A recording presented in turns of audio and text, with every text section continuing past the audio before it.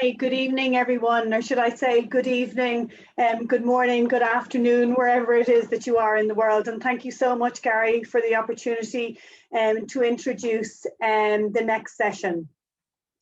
Our next session is going to provide an overview of the new iCoach Kids Plus programme, which we've recently embarked on.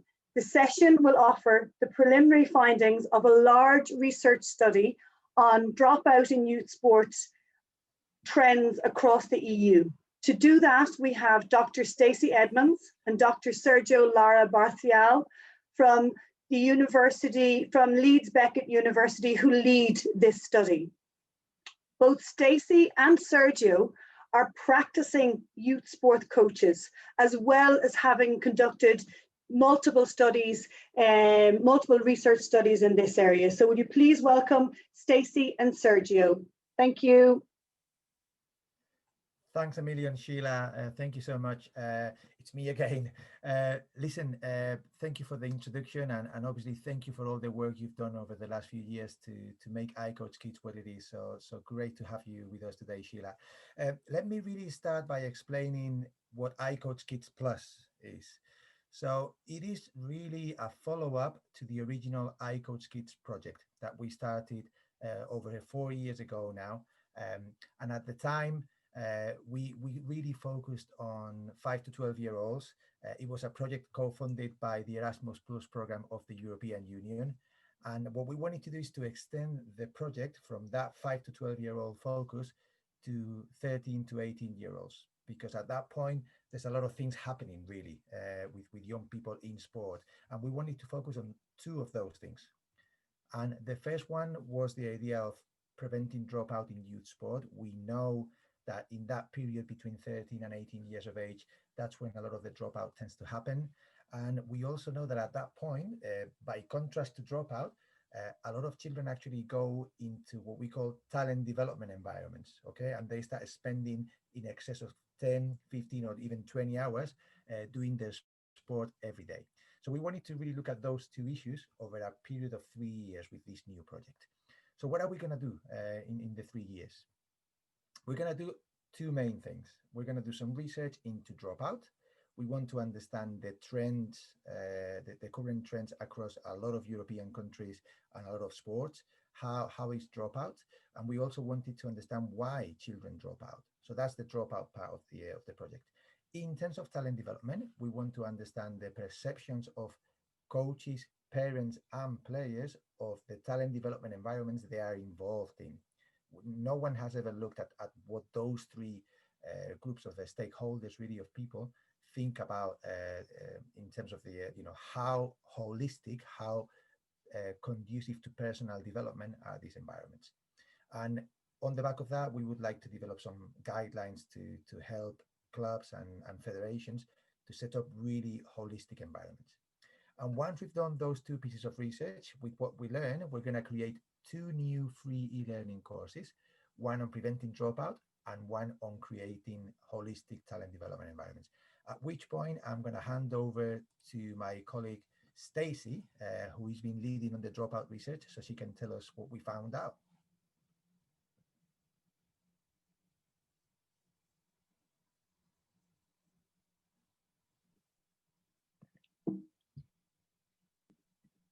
Thanks, Sergio.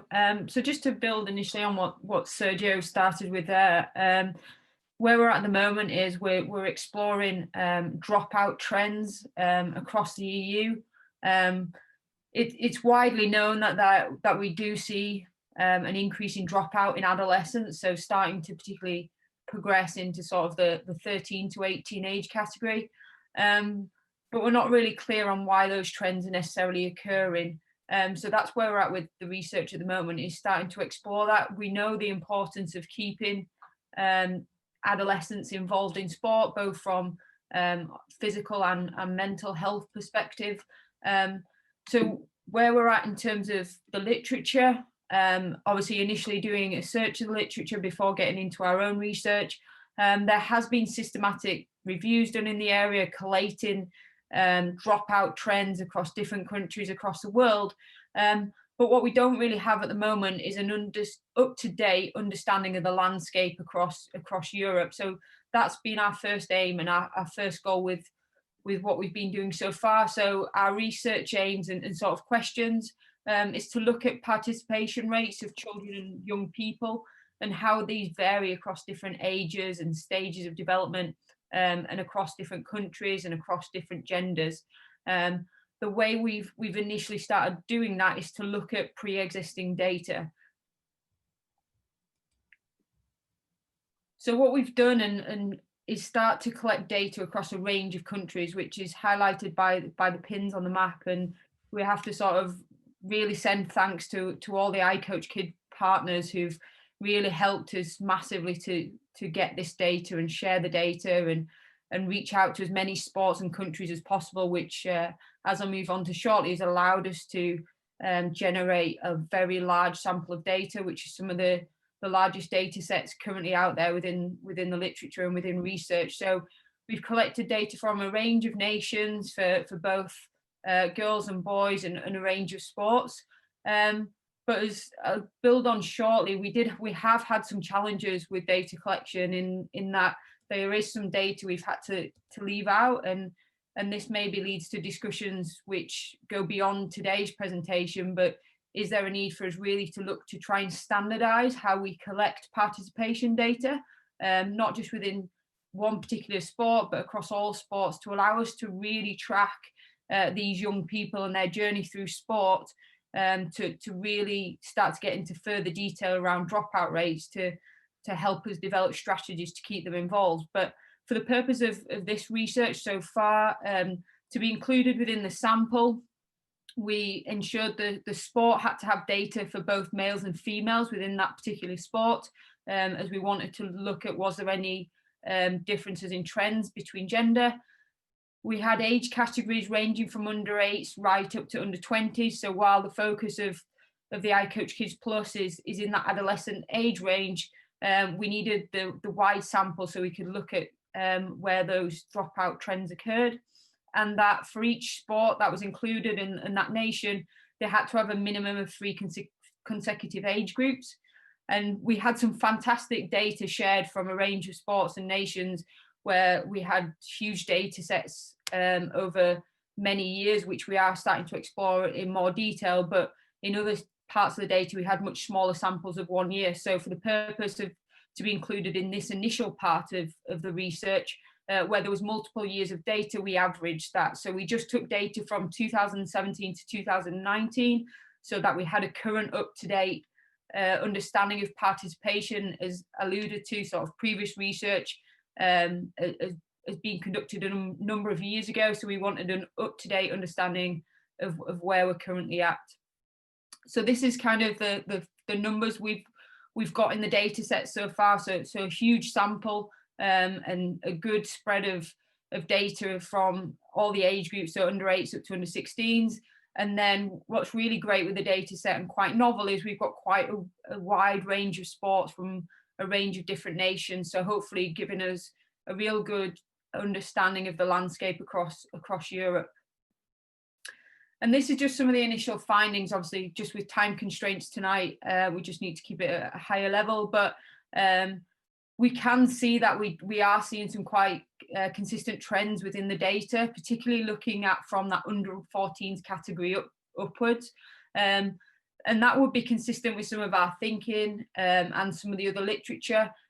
We know there are some significant changes in terms of growth and maturation that occur for both boys and girls in that adolescent period, and that this may impact not on just what they can do physically, but also psychosocially as well.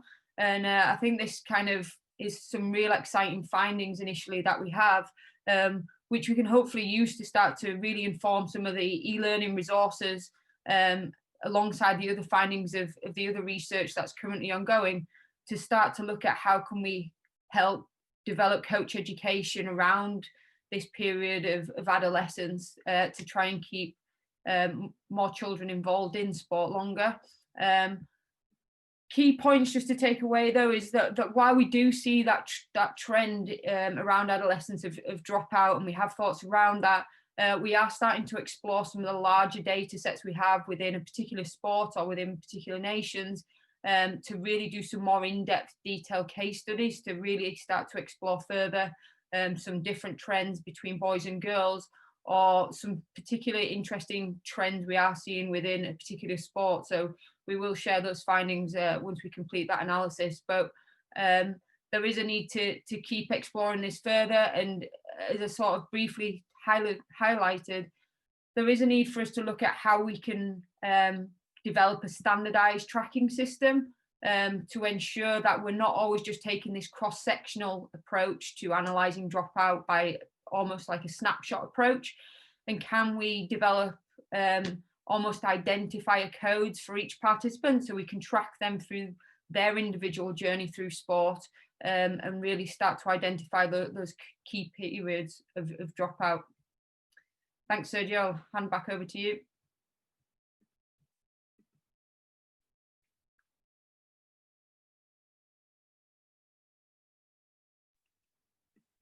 Okay, so thanks a million, Stacey. And before I carry on, I wanted to really recognize the work that Stacey and the rest of the team are doing with this research, because it's not easy research to do. And also the work of the partners is fantastic that they've been able to collect all these data and to analyze it really. We're understanding a lot more about this phenomenon. But we didn't want to stop there. We wanted to actually know a bit more about it really. So what are the next steps really? As well as understanding the trends, which is a complex picture, okay, we also want to understand why kids are dropping out of sport. And of course, this has been looked at in the past, okay? We know that previous research has identified over 150 dropout factors, okay? Now, having said that, less is known about two things, about how these factors interact with each other and with other features of the environment, like the dropout, the age of the child at dropout, or the type of sport, or the country, or the socioeconomic status of the child. And also less is known about the trajectories that children take, really, in terms of some children never join sport, some children join and then drop out, some children drop out and then re-engage, and some children never drop out, okay? So we need to understand a little bit more how that happens. And to do that, we are developing a new youth sport dropout model. And we're trying to conceptualize youth sport dropout as a behavior that can be influenced by pressing the right buttons for different people. We're building this model using something called the COMBI model, which basically says that for a behavior to take place, and in our case, the behavior we want is that children join sport and stay in sport, three things need to happen. For a child to join sport and stay in sport, they have to have the capability to do that, both in terms of the competence to play sport, but also the competence to join sport. They have to have the opportunity to be able to join a sport session, and they have to have the motivation to do that. When those three things are met, there's a stronger chance that this will happen. So we're turning this model into a youth sport dropout questionnaire, so we can investigate these factors in a large sample. At the moment, the questionnaire is being tested and is being reviewed by 13 experts from all over the world. So far, we have 13 dimensions or groups of factors, so related factors, and 40 questions. And we also have a demographic section because we want to understand the trajectories and how other factors may impact on the child. And it's going to be administered to a large sample of university students across 8 European countries. And that's where we're up to so far. Okay, so watch this space. Hopefully for the next iCoach Kids conference, we can give you all the information, all the findings from these studies. Thank you very much. Back to Sheelagh and see if there's any questions.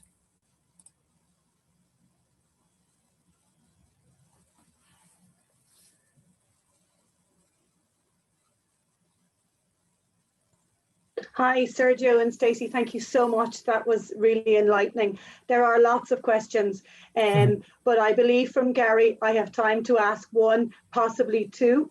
And I guess there's two questions in the question and answer box at the moment. The first one is, how did you define dropout?